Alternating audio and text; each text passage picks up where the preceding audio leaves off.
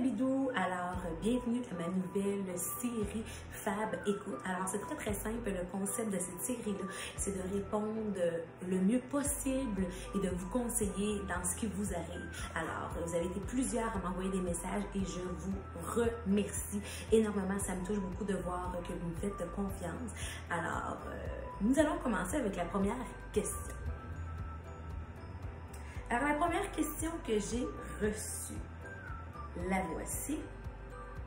Salut Fabidou, je suis en amour avec un garçon et mon ami aussi l'aime. Qu'est-ce que je devrais faire? Alors écoute, ça c'est des choses qui arrivent souvent, qu'on tripe souvent sur le même garçon avec nos amis. C'est quelque chose qui arrive très souvent, mais premier conseil que je peux te donner, ne vous chicanez pas, toi et ta copine, pour un garçon. C'est inutile, ça vaut pas la peine. Vous devriez, toi et ta copine, vous le dire, premièrement, si vous l'aimez, si c'est déjà fait, tant mieux. Et d'être contente pour l'autre qui va peut-être l'avoir obtenu, d'accord? Mais ne chicanez-vous pas pour ça. Puis en même temps, vous devriez être droit au but également avec le garçon pour pas qu'il se mette à jouer entre vous deux. Alors, soyez contente pour celle qui l'aura. Et puis, celle qui l'aura pas, ben, c'est pas plus grave, des garçons, il y en a plein. Puis si c'est pas toi qui as eu ce garçon-là, c'est peut-être parce qu'il était pas pour toi. Alors, voilà, c'est le conseil que je peux vous donner. On ne chicane pas pour un gars. Deuxième question que j'ai reçue.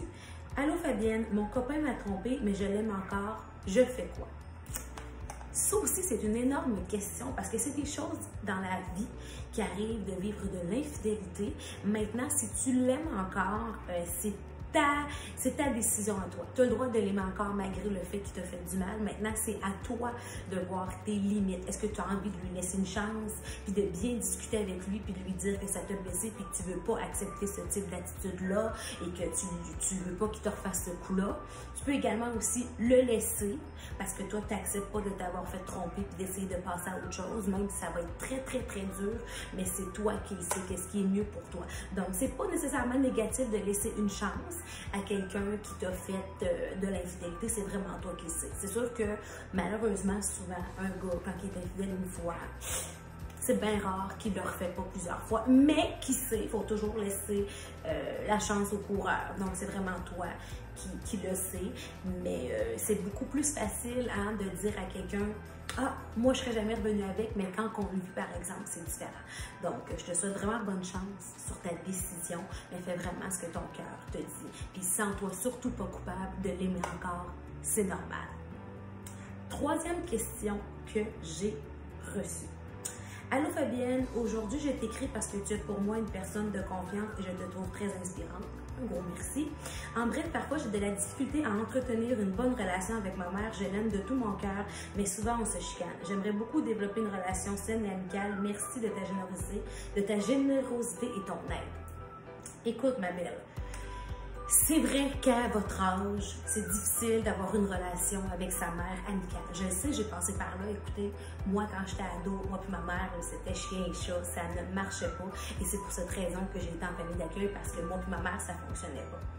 Je pense que le conseil que je pourrais te donner, vraiment, c'est que ça, une amitié comme ça avec sa mère, ça vient avec le temps. Souvent, il faut vivre ce genre de petite querelle-là, de chicane entre mère-fille, pour après ça, en vieillissant, réaliser que notre attitude, bon, ben, était peut-être exagérée, autant de ton côté que celle de ta mère. Là, je comprends, je connais pas toute l'histoire, mais je crois que ça, c'est quelque chose que déjà, si tu as le vouloir, de vouloir avoir cette relation-là avec ta mère, ben, tu vas l'avoir, mais il faut juste vous laisser du temps. Puis également, tu peux très bien, à un moment donné, t'asseoir avec ta mère et lui dire ce que tu m'as dit. Écoute maman, je t'aime beaucoup, je trouve que c'est pas facile moi puis toi ces temps-ci, mais n'empêche que moi tout ce que je désire c'est d'avoir une belle relation avec toi amicalement. Déjà ça, de lui en parler puis de lui montrer tes intentions, ben déjà elle, ça va la faire réfléchir puis peut-être elle va peut-être agir d'une façon différente avec toi ou d'essayer d'avoir une autre approche avec toi. Donc je pense que faut pas que tu t'en fasses, c'est des choses qui arrivent à l'adolescence, c'est inévitable. On passe tout par là, la crise d'adolescence, les chicanes parentales, mais déjà là, tu as une très bonne idée de vouloir aller de l'avant avec ta mère positivement, donc ça va arriver, ne t'inquiète pas. Puis, une journée à la fois, ma chérie. Voilà! Prochaine question que j'ai reçue. Salut Fab! c'est qu'en fait, moi et mon chum, on a eu une grosse chicane, on se parle plus, on se voit plus et j'en pleure. Des chicanes avec son chum, ça l'arrive tout le temps, donc premièrement, faut pas s'en faire. Maintenant, la meilleure chose qu'on peut faire dans un couple quand on se chicane, c'est d'avoir une discussion, une bonne communication. Alors, je crois que tu devrais attendre de laisser retomber la poussière, parce que des fois, quand ça vient d'arriver, essayer de s'expliquer, c'est pire.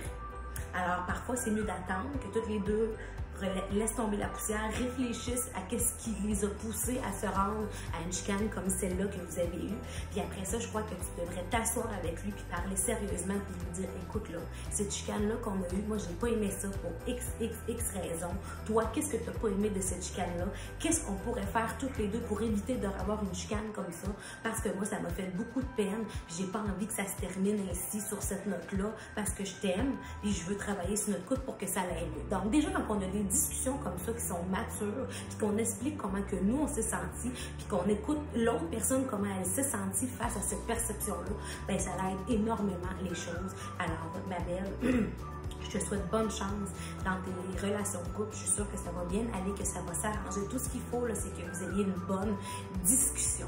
Alors, ça va être tout pour aujourd'hui. J'espère que mes conseils vont vous avoir aidé.